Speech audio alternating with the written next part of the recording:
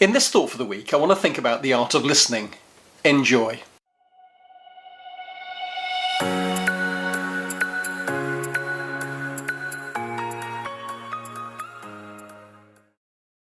In the last couple of Thought for the Weeks, we've been thinking about our effectiveness in mission, both individually and corporately as a church. And today I want to expand on that a little bit because I want to think about listening and how it can help us to effectively engage in mission.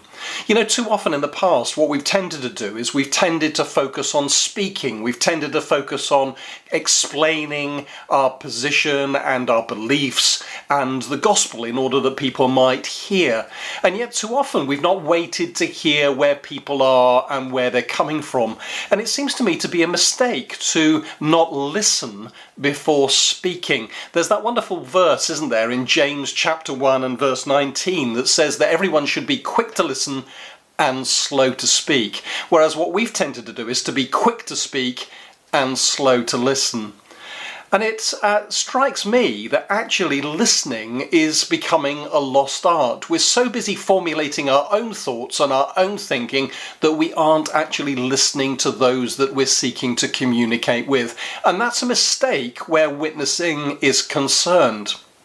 The reason why I do this as a thought for the week is, one, to get you to think about that as a principle, but secondly, to recognize the fact that we need to learn the art of listening. We need to listen to what people say. We need to really listen to what they say. We need to understand. We need to ask questions in order that we may gain clarification and that they might feel that they are really heard. But we also need to listen to what they are not saying. Sometimes that is more profound than what comes out of their mouths. If it's true that there is a vacuum, a spiritual vacuum in the heart of every man, then if we listen, that will come out and an opportunity will present itself for us to faithfully, but also clearly and with appropriate application, explain the gospel, a gospel that meets them at their point of need.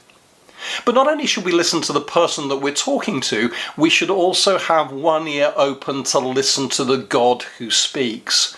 Because so often God can give us revelation about the person's true and genuine need, maybe in a way that they don't even realize themselves. And so as we begin to listen, we need to operate a sort of three-dimensional listening.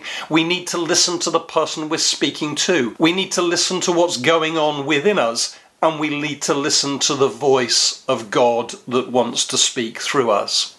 So that's my thought for the week. Hope you found it helpful. Have you mastered the art of listening? Are you taking the time to do that? I recognise the fact that when I was younger, I was much quicker to speak than I am now. Some would say I'm still too quick to speak, but I'm beginning to learn the art and the value of listening. If you've enjoyed this video, then please give us that thumbs up and press the like button. The affirmation is really helpful as we seek to communicate in this way. If you think it might help others, then why not share it? And why not follow us? We produce a video like this pretty much every week. Thanks for watching.